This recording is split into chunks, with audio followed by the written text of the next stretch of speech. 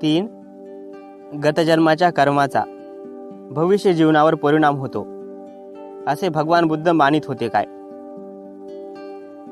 अशा रीतीने भगवान बुद्धाचा कर्म सिद्धांत भौतिक शास्त्रास विसंगत नाही.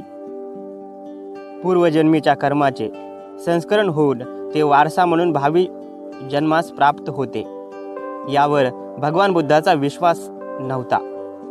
जेव्हा ते असे मानित होते की जन्म हा माता पितरापासून मिळतो आणि बालकामध्ये जे काही गुणदोष असतात ते वंशानुक्रमानुसार त्याच्या आईबापाकडूनच प्राप्त होतात, तर ते कर्माच्या संसरणावर म्हणजे बालक ते स्वतःचा वारसा घेऊन येते यावर ते कसा विश्वास ठेवणार? जरी त्यांच्या विश्वासासंबंधीचे हे अनुमान स्वीकारले नाही तरी या विषयासंबंधी प्रत्यक्ष पुरावा एका सुत्तात आढळतो. ते सुत्त म्हणजे चूळ दुःखखंद सुत्त होय.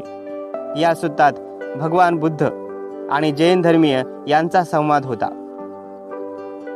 या संवादात भगवान बुद्ध म्हणतात, निगंठानो, तुमचे म्हणणे असे आहे ना की आम्ही पूर्वी पाप केले होते, त्याचे आम्ही आपल्या कठोर तपश्चर्येने परिमार्जन करतो. वर्तमान काळात काया वाचा आणि मन यांचे संयम केल्याने आमच्या पूर्वजन्मीच्या पापाचा निराश होईल. अशा प्रकारे तपस्येने मागील पापाचा निराश झाल्यावर आणि नवीन पापकर्मे करावयाचे आम्ही थांबवल्यावर आमचा भविष्यकाळ शुद्ध होतो. भविष्यकाळ शुद्ध केल्याने गतकाळ देखील साफ होतो. गतकाळ शुद्ध झाल्याने दुःखाचा निराश होतो आणि त्यामुळे दुःखकारक वेदना नाहीशा होतात. आणि दुःखकार वेदना नाहीशा झाल्यावर सर्व दुःखच नाहीशी होते. माझ्या ह्या कथनाला त्या निगठ्ठाने होकार दिल्यावर मी त्यांना विचारले की तुम्हाला माहीत आहे काय की तुमचा पूर्वजन्म होता, किंवा हे जाणता काय की तुमचा पूर्वजन्म नव्हताच? नाही, काहीच माहीत नाही. काय निश्चयपूर्वक तुम्ही जाणता की आपल्या गतजन्मी तुम्ही सदोष होतच, अथवा तुम्ही जाणता काय की तुम्ही निर्दोष होते? नाही, आम्हास काहीच माहीत नाही. गतजन्मी तुम्ही अमुक पापकर्म केली होते किंवा केले नव्हते, तुम्हाला दोष लागला होता किंवा नाही, हे तुम्ही जाणता काय? नाही, ते आम्हास काहीच माहीत नाही.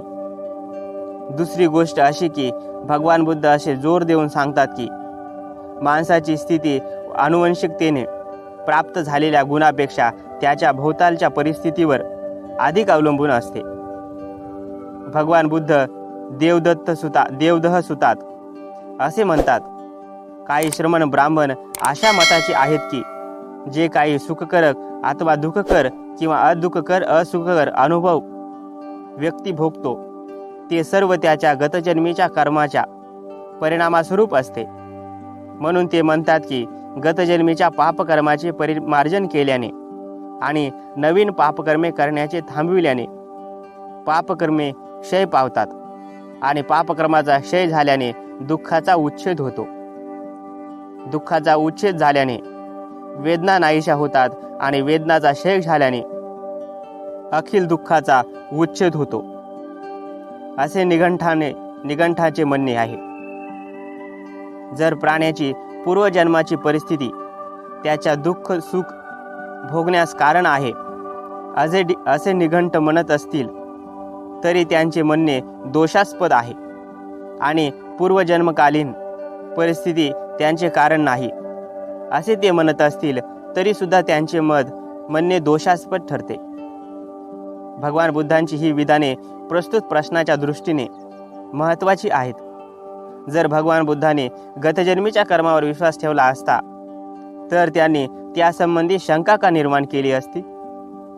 वर्तमान जीवनातील सुखकर अथवा दुःखकर अनुभव हे परिस्थिती सापेक्ष आहेत असे भगवान बुद्ध गतजन्मीच्या कर्मावर विश्वास कसा ठेवतील बरे? गतजन्मीच्या कर्माचा सिद्धांत हा शुद्ध ब्राह्मणी सिद्धांत आहे. पूर्वकर्मांचा वर्तमान जीवनावर प्रभाव पडणे याचा ब्राह्मणी आत्म्याच्या सिद्धांताशी पूर्णतः मेळ बसतो. आत्म्याचे अस्तित्व आणि पूर्वजन्माचा आत्म्यावर परिणाम होतो असे मानतात, म्हणून गतजन्मीचे कर्म वर्तमान काळात प्रभावी ठरते, याच्याशी ते सुसंगत आहे. परंतु आत्म्याचे अस्तित्व न मानणाऱ्या अनात्मवादाचा बौद्ध सिद्धांताशी ती अगदी विसंगत आहे. असे वाटते की हा पूर्ण सिद्धांत बौद्ध धर्मामध्ये घुसडून दिलेला आहे, ज्याला बुद्धिपुरस्पर बौद्ध धर्म आणि हिंदू धर्म सदृश्य आहे असे दाखविण्याचा अट्टहास करावयाचा होता. त्याने किंवा ज्याचा यथार्थ बौद्ध धर्माशी परिचय नव्हता त्याने भगवान बुद्धांनी हा सिद्धांत कधी शिकविलेला असण्याची शक्यता नाही, हे वरील कारणावरून स्पष्ट होते. याशिवाय भगवान बुद्ध हा सिद्धांत शिकवू शकत नव्हते असे म्हणायला दुसरे एक अधिक साम्य कारण आहे. पूर्वकर्म म्हणजे पूर्वजन्मातील कर्मे हे भावी जीवनाचे नियंत्रण करते. हा हिंदू सिद्धांत अन्यायमूलक आहे. अशा सिद्धांताचा शोध लावण्याचा हेतू काय असावा बरे?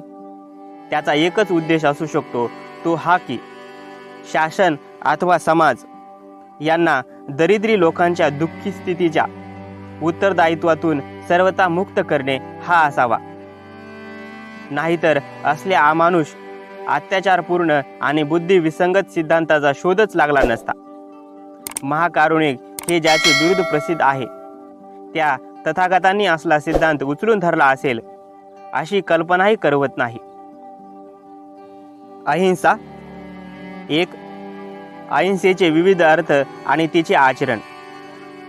अहिंसा म्हणजे जीवहिंसा न करणे हा भगवान बुद्धाच्या शिकवणुकीचा अत्यंत महत्त्वाचा भाग आहे. करुणा आणि मैत्री या दोहोंशी तिचा जवळचा संबंध आहे. तरीसुद्धा प्रश्न असा आहे की बुद्ध प्रणीत अहिंसा अनिवार्यता निरपेक्ष होती की ती सापेक्ष होती? ती अनुल्लंघन असे कर्तव्य होते काय? म्हणजे पाळलाच पाहिजे असा नियम होता की ते केवळ शील होते? जे लोक भगवान बुद्धाची शिकवणूक मानतात त्यांना अहिंसेला अनिवार्य आणि अनुउल्लंघन असे कर्तव्य मानणे कठीण जाते. ते म्हणतात की सर्व काळ अहिंसेनेच वागले तर अनेकदा चांगुलपणाचे वाईटासाठी आणि गुणाचे दुर्गुणाला बलिदान द्यावे लागते. या प्रश्नाचे अधिक स्पष्टीकरण करणे संयुक्त होईल. अहिंसा या विषयाने पुष्कळच गोंधळ निर्माण केला आहे. बौद्ध देशातील लोकांनी तिचा काय अर्थ लावला आणि तिचे कसे परिपालन केले हा प्रश्न महत्त्वाचा असून तो विचार्य आहे. सिलोनमध्ये भिक्खू स्वतः रणांगणात उतरले होते आणि लोकांनाही परकीय आक्रमणाविरुद्ध युद्ध करण्यास त्यांनी प्रेरित केले होते. उलटपक्षी ब्रह्मदेशातील भिक्खूंनी परकीय आक्रमणाविरुद्ध स्वतः शस्त्र धरले नाही आणि लोकांनाही शस्त्र न धरण्याचा उपदेश केला. ब्रह्मी लोक अंडी खातात पण मासे खात नाहीत. अशा रीतीने दोन भिन्न देशात अहिंसेचा वेगळा अर्थ लावून तिचे परिपालनही वेगळ्या रीतीने केलेले दिसते. अलीकडे जर्मन बौद्ध मंडळीने एक प्रस्ताव पास करून पंचशिलेतील अहिंसा तत्त्व सोडून फक्त 4 शिले मान्य केली आहेत. अहिंसेच्या सिद्धांताबाबत अशी वस्तुस्थिती आहे. 2. अहिंसेचा खरा अर्थ. अहिंसेचा अर्थ काय? भगवान बुद्धांनी अहिंसेची व्याख्या कोठेच दिलेली नाही. वस्तुतः अहिंसेचा निश्चित शब्दात ते क्वचितच उल्लेख करतात. म्हणून प्रासंगिक पुराव्याच्या आधारे अहिंसेचा उपदेश करण्यात त्यांचा काय उद्देश होता याचा शोध घेतला पाहिजे. यावरील प्रासंगिक पुरावा असा की भिक्षा म्हणून मिळाल्यास मांस ग्रहण करण्याला भगवान बुद्धांचा विरोध नव्हता. ज्या प्राण्याची हत्या करण्यात कोणत्याही प्रकारचा संबंध नसल्यास त्या प्राण्याचे मांस ग्रहण करायला भिक्खूंना प्रतिबंध नव्हता. भिक्षा म्हणून दिलेले मांस भिक्खूंनी घेऊ नये या देवदत्ताच्या आग्रहाला भगवान बुद्धांनी अस्वीकार केले. दुसरा यासंबंधीचा पुरावा म्हणजे यज्ञात होणाऱ्या पशुहिंसेला त्यांचा विरोध होता आणि असे त्यांनी स्वतः म्हटलेले आहे. अहिंसा परमो धर्म. हा आत्यंतिक सिद्धांत हा जैन धर्माचा सिद्धांत होय, हा बौद्ध धर्माचा सिद्धांत नाही. दुसरा एक अधिक प्रत्यक्ष आणि प्रासंगिक असा पुरावा आहे आणि त्यात भगवान बुद्धांनी अहिंसेची एक प्रकारे व्याख्याच केली आहे. ते म्हणतात, सर्वावर मैत्री करा, म्हणजेच तुम्हाला कोणाची हत्या करण्याची आवश्यकता पडणार नाही. अहिंसेच्या तत्वाचे हे स्वीकारात्मक स्पष्टीकरण आहे. यावरून भगवान बुद्धांचा अहिंसेचा सिद्धांत हे सांगत नाहीत की मारू नका, त्याऐवजी तो म्हणतो सर्व प्राण्यावर मैत्री करा. वरील विधानांवरून भगवान बुद्धांना अहिंसेचा कोणता अर्थ अभिप्रेत होता हे सहज समजून येईल. जीव हत्येची इच्छा व जीव हत्येची आवश्यकता यामध्ये भगवान बुद्ध फरक करीत असत हे स्पष्ट होते. ज्या ठिकाणी जीव हत्या करण्याची आवश्यकता होती त्या ठिकाणी त्यांनी जीव हत्येला प्रतिबंध केला नाही. ज्या ठिकाणी जीव हत्येची केवळ इच्छा होती, त्याशिवाय जीव हत्येला इतर कारण नव्हते, त्या ठिकाणी त्यांनी जीव हत्येला प्रतिबंध केला. भगवान बुद्धांच्या अहिंसा सिद्धांताचा असा अर्थ लावल्यास वैचारिक गोंधळ उत्पन्न होणार नाही. हा सिद्धांत चांगला भक्कम आणि स्थिर नैतिक सिद्धांत आहे, ज्याचा प्रत्येकाने आदर करावयास पाहिजे. ही गोष्ट खरी आहे की जीव हत्येची आवश्यकता आहे किंवा नाही याचा निर्णय त्यांनी व्यक्तीवर सोपविला आहे. परंतु नाहीतरी हा निर्णय व्यक्तीशिवाय दुसऱ्या कोणावर कसा सोपविता येणार? माणसाच्या अंगी प्रज्ञा, शहाणपण असते आणि त्याने तिचा उपयोग केलाच पाहिजे. जीव हत्येची आवश्यकता व अनावश्यकता यामध्ये व्यावहारिक रेषा नीतिमान माणसाला नक्कीच ओढता येते आणि एवढा विश्वास त्याच्यावर ठेवलाच पाहिजे. ब्राह्मणी धर्मात हिंसेची इच्छा, हिंसेची चेतना आहे. जैन धर्मात कधीही हिंसा न करण्याची चेतना आहे. भगवान बुद्धाचा हिंसेचा सिद्धांत हा त्यांच्या मध्यम मार्गास धरून आहे. दुसऱ्या शब्दात सांगायचे म्हणजे भगवान बुद्धांनी तत्व आणि नियम यात भेद केलेला नाही. त्यांनी अहिंसेला नियमाचे रूप दिले नाही. ते एक तत्व किंवा तो जीवनाचा एक मार्ग म्हणून त्यांनी तिचा स्वीकार केला आहे आणि असे करून त्यांनी अत्यंत शहाणपणाची शिकवण दिली, यात संशय नाही. एक शील तुम्हाला तदनुसार वर्तन करण्याचे स्वातंत्र्य देते. एक नियम तुम्हाला स्वातंत्र्य देत नाही. नियम तुम्हाला मोडतो अथवा तुम्ही नियमाला मोडता. संसरण. एक, आत्म्याचा एका देहातून दुसऱ्या देहात प्रवेश म्हणजे संसरण. भगवान बुद्धांनी पुनर्जन्म असल्याचे प्रविचले आहे, परंतु त्यांनी आत्म्याचे संसरण होते असे सांगितले नाही. भगवान बुद्धांनी दोन परस्पर विरोधी सिद्धांताचे प्रवचन केले असे त्यांच्यावर दोषारोपण करणारे काही कमी लोक नव्हते. टीकाकार असे प्रश्न करीत की संसरणाशिवाय पुनर्जन्म कसा शक्य आहे? ते म्हणत, इथे तर संसरणाशिवाय पुनर्जन्माची गोष्ट म्हटलेली आहे, हे संभवनीय तरी आहे काय? परंतु भगवान बुद्धाच्या सिद्धांतात परस्पर विरोधी असे काहीच नाही. संसरणाशिवाय पुनर्जन्म शक्य आहे.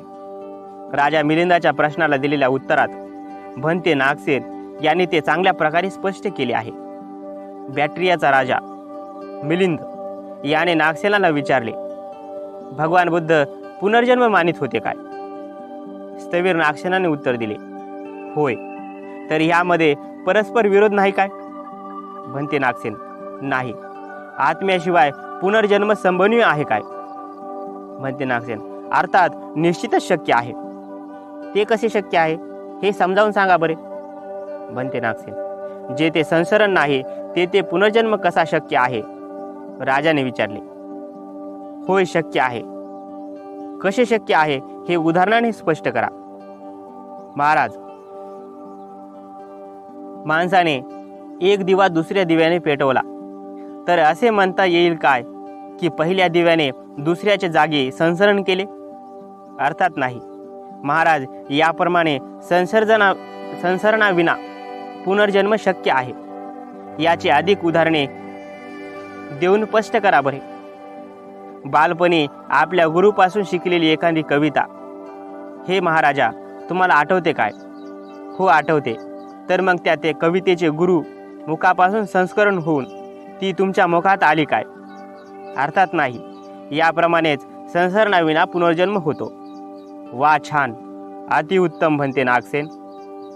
भन्ते नागसेन, आत्मा अशी काही चीज आहे काय? यथार्थ दृष्टीने पाहिले असता महाराज, आत्मा अशी काहीच चीज नाही. वा छान, अतिउत्तम भन्ते नागसेन. 2. गैरसमजुतीची कारणे. भगवान बुद्ध जो उपदेश करीत तो ऐकणारा श्रोतावंद बहुधा भिक्खूंचा असे. कोणत्या एका विषयावर भगवान बुद्धाचे म्हणणे काय आहे ते भिक्खूंनीच लोकांपर्यंत पोहोचविले. लेखन कला अद्याप विकसित झाली नव्हती. त्यामुळे भिक्खू जे काही ऐकीत ते त्यांना पाठ करून ठेवावे लागे. प्रत्येक भिक्खूने जे काही ऐकले ते जसेच्या तसे पाठ करून ठेवण्याची काळजी घेतली नाही. परंतु असे काही भिक्खू होते ज्यांनी ते पाठ करून ठेवले. हा आपला व्यवसायच केलेला होता. त्यांना भनक म्हणत असत. बौद्ध त्रिपिटक आणि अठ्ठकथा हे साहित्य समुद्रासारखे विशाल आहे. ते सर्व पाठ करणे म्हणजे मोठेच असाधारण काम होते. अनेकदा असे झाले की भगवान बुद्धांनी जो उपदेश केला त्याचे वृत्तांत कथन यथातथ्य झाले नाही. भगवान बुद्धाच्या जीवनकाळी देखील त्यांच्या उपदेशाचे गैरकथन झाल्याच्या गोष्टी त्यांच्या निदर्शनास आल्या होत्या.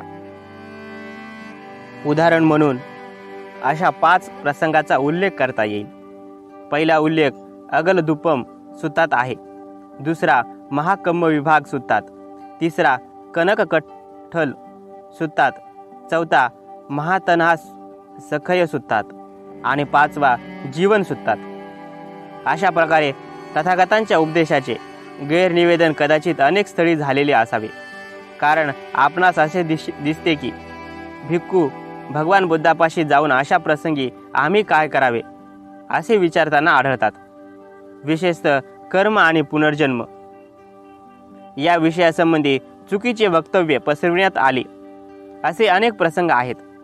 कर्म आणि पुनर्जन्म या विषयाच्या सिद्धांतांना ब्राह्मणी धर्मातही स्थान आहे. त्यामुळे भनकांना अपेक्षेपेक्षा सुलभ रीतीने ब्राह्मणी सिद्धांत सहजगत्या बौद्ध धर्मात घुसळता आला.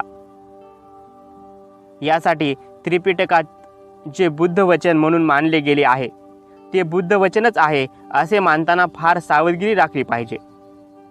यासंबंधी एक कसोटी विद्यमान आहे. भगवान बुद्धांच्या बाबतीत एक विधान निश्चितपणे करता येईल की ते काहीच नव्हते जर त्यांचे वचन बुद्धीला विसंगत आणि तर्काला सोडून होते.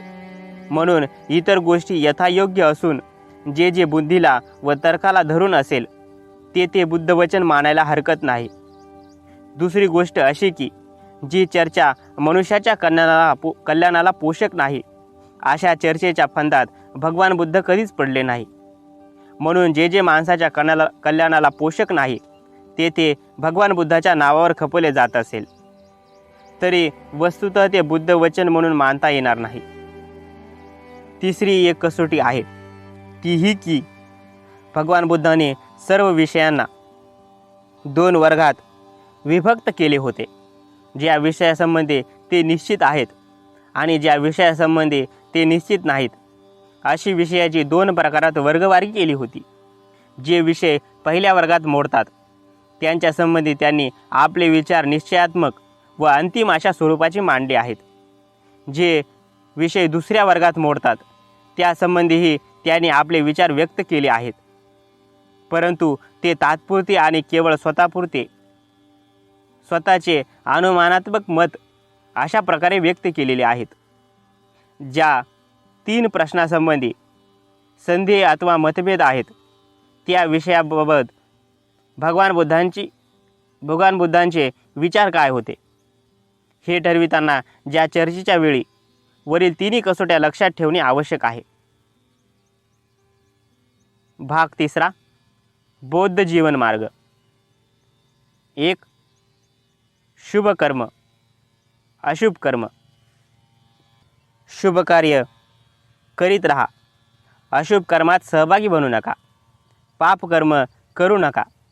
हा बौद्ध जीवन मार्ग आहे. माणसाने एकदा शुभ कर्म केले की ते वारंवार करावे, त्यातच चित्तास लावावे. शुभ कर्माचा संशय करीत राहणे सुखकर आहे. शुभ कर्माबाबत असा विचार करू नका की ते मला साधणार नाहीत. थेंबा थेंबाने मडके भरते, त्याप्रमाणेच थोडे थोडे करता बुद्धिमान माणूस पुष्कळ शुभ कर्मे करू शकतो. जे कर्म केल्याने माणसाला पश्चाताप करण्याची पाळी येत नाही आणि ज्याचे फळ आनंदाने आणि समाधानाने भोगू शकतो ते कर्म चांगल्या रीतीने झाले असे समजावे. जे कर्म केल्याने माणसावर पश्चातापाची पाळी येत नाही, ज्याचे फळ प्रफुल्लित मनाने उपभोगता येते ते काम चांगले झाले असे समजावे. जर मनुष्य एखादे शुभ कर्म करीत असेल तर ते त्याने वारंवार करीत राहावे, त्यात त्याने आनंद मानावा. शुभ कर्माचे करणे आनंददायक असते. शुभ कर्म करणे आनंददायक असते. जोपर्यंत शुभ कर्माला परिपक्वता येत नाही तोपर्यंत सज्जन मनुष्याला ही दुर्दिन भोगावे लागतात. परंतु त्याने शुभ कार्य परिपाक झाले की त्याला चांगले दिवस दिसू लागतात. ते मला बरोबर साधणार नाही असे माणसाने शुभ कर्मासंबंधी कधीच बोलू नये. थेंबे थेंबे पडून ज्याप्रमाणे पाण्याने मडके भरते त्याचप्रमाणे सुज्ञ मनुष्य जरी थोडे थोडे शुभ कर्म करीत राहिला तरी परिणामी तो चांगुलपणाने भरून जातो.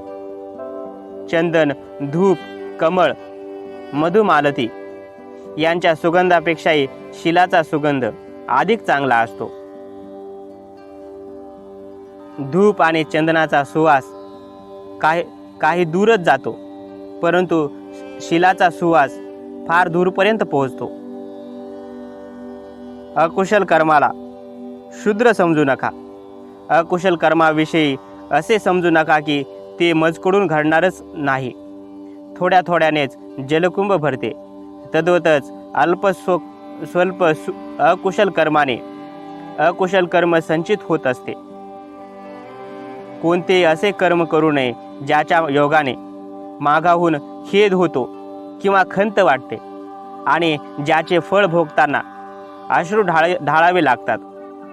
जो कोणी मनुष्य दुष्ट मनाने बोलतो किंवा काम करतो तर त्याप्रमाणे बैलाच्या पायामागून गाडीचे चाक धावत असते, त्याप्रमाणेच अशा माणसाच्या मागे मागे दुःख धावत राहते. पाप कर्म करू नका. वाईट मार्गाने जाऊ नका. मिथ्या कल्पना उराशी बाळगू नका. परिपूर्णतेकडे जाण्याची त्वरा करा. वाईट विचारांचे दमन करा. जो शुभ कर्मात मागे राहतो त्याचे मन हळूहळू पापामध्ये रममान होते. जे कृत्य केले असताना खेद वा खंत वाटते, ज्याचे फळ भोगताना अश्रू ढाळावे लागतात आणि शोक करावा लागतो, ते काम करणे इष्ट नव्हे. पाप कर्म करणाऱ्याला सुद्धा जोपर्यंत त्याची पापे पक्के होत नाहीत तोपर्यंत सुख दिसते, परंतु ज्यावेळी त्याचे पापे परिपक्व होतात त्यावेळी त्याला दुःखच मिळते. अकुशल कर्माला तुच्छ लेखू नये आणि असे समजू नये की ते मजपर्यंत येऊन भिडणार नाही. थेंबा थेंबाने भांडे भरते. अगदी अल्प दुष्कर्मे करता करता मूर्ख मनुष्य पापमय होऊन जातो. माणसाने शुभ कर्म करण्यासाठी त्वरा करावी आणि मनाला अकुशल कर्मापासून दूर ठेवले पाहिजे. जर माणूस शुभ कर्म आचरण्याचा आळस करू लागला तर त्याचे मन अशुभामध्ये रममान होऊन जाते. माणसाने एकदा पाप केले तर त्याने पुन्हा पुन्हा ते करू नये आणि पापात आनंद मानू नये. पापाचा संशय दुःखकारक होतो. कुशल कर्म करीत राहा. कुशल कर्म करीत जा. अकुशल कर्म करू नका. कुशल कर्म करणारे इहलोकी सुखपूर्वक राहतात. कामुकतेने दुःख निपजते. कामुकतेने भय निपजते. कामुकतेपासून जो एकदम मुक्त होतो त्याला ना दुःख आणि ना भय असते. भूक हा सर्वात मोठा रोग आहे. संसार सर्वात मोठे दुःख आहे. जो याला यथार्थपणे जाणतो त्याला निब्बाण हे सर्वश्रेष्ठ सुख असल्याची अनुभूती होते. ज्याप्रमाणे वज्र एखाद्या मौल्यवान रत्नाचा भंग करते, तसे स्वनिर्मित आणि स्वपोषित पाप त्याच्या कर्त्याचा नाश करते. स्वयं उत्पन्न पापकर्म करणाऱ्याचा ते कर्मच अशा प्रकारे नाश करते, ज्याप्रमाणे मौल्यवान मणीचा देखील वज्र चुराळा करते.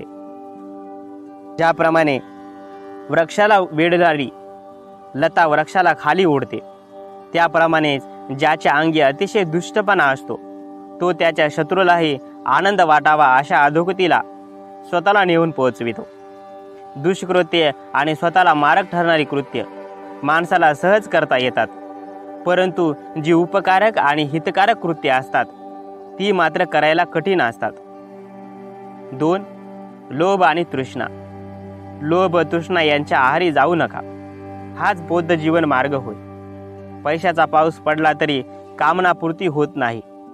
सुज्ञ लोक जाणतात की कामनेची पूर्ती होण्यात अल्पस्वाद असतो आणि ती दुःखकर असते. जो स्वर्गलोकीच्या कामभोगातही आनंद मानित नाही, जो तृष्णेचा क्षय करण्यात सदैव रत असतो, तो सम्यक संबुद्धाचा शिष्य होय. लोभातून दुःख उत्पन्न होते, लोभातून भय उत्पन्न होते. लोभापासून जो मुक्त असतो त्याला ना दुःख ना भय असते. तृष्णेतून दुःख उत्पन्न होते, तृष्णेपासून भय होते. तृष्णेपासून जो मुक्त असतो त्याला ना दुःख ना भय असते. जो अहंकारी असतो, जो जीवनाचे खरे ध्येय विसरून कामभोगाच्या मागे लागतो, तो चिंतनात काळ व्यतीत करण्याचा द्वेष करू लागतो. माणसाने कशा संबंधीही आसक्ती ठेवू नये. विशेष आसक्ती असलेल्या वस्तूचा नाश झाल्यास दुःख होते. ज्यांना ना कोणाशी प्रेम असते ना द्वेष असतो, त्यांना कोणतीच बंधने नसतात. कामभोगापासून दुःख उत्पन्न होते, कामभोगापासून भय उत्पन्न होते. जो कामभोगापासून मुक्त आहे त्याला ना दुःख असते ना भय असते. आसक्तीमुळे दुःख उत्पन्न होते, आसक्तीमुळे भय उत्पन्न होते. जो आसक्तीच्या बंधनातून मुक्त आहे त्याला ना दुःख आहे ना भय आहे. कामुकतेपासून दुःख उत्पन्न होते, कामुकतेपासून भय उत्पन्न होते. जो कामुकतेच्या बंधनातून मुक्त आहे त्याला ना दुःख आहे ना भय आहे. लोभापासून दुःख उत्पन्न होते, लोभापासून भय उत्पन्न होते. जो लोभापासून मुक्त आहे त्याला ना दुःख आहे ना भय आहे. जो शीलवान आहे, प्रज्ञावान आहे, जो न्यायी आहे आणि सत्यवादी आहे, जो आपले कर्तव्य पूर्ण करणारा आहे, अशा पुरुषावर लोक प्रेम करतात. जो माणूस पुष्कळ दिवस बाहेर लांब प्रवास केल्यानंतर परत घरी येतो, त्या पुरुषाचे आप्त मित्र आणि हितेशी स्वागत करतात. शुभकर्म करणाऱ्याची गुणकर्मे परलोकात त्याचे स्वागत करतात. 3. क्लेश आणि द्वेष. कोणालाही क्लेश देऊ नका व दुसऱ्या संबंधी द्वेष भावना बाळगू नका. हाच बौद्ध जीवन मार्ग आहे. जगात कोण मनुष्य एवढा निर्दोष आहे की ज्याला द्वेष देताच येत नाही. ज्याप्रमाणे तेजस्वी घोडा हा चाबकाचा फटकार अंगावर पडण्याला संधीच देत नाही. श्रद्धा, शील, वीर्य, समाधी, धर्मविजय म्हणजे सत्याचा शोध, विद्या आणि आचरण यांची पूर्तता आणि स्मृती यांच्या योगाने या महान दुःखाचा अंत करा. क्षमा परमतप आहे, निर्वाण परमपद आहे असे बुद्ध सांगतात. जो दुसऱ्यावर आघात करतो त्याला परिवर्जित म्हणता येत नाही. जो दुसऱ्यांना त्रास देत नाही तोच खरा श्रमण असतो.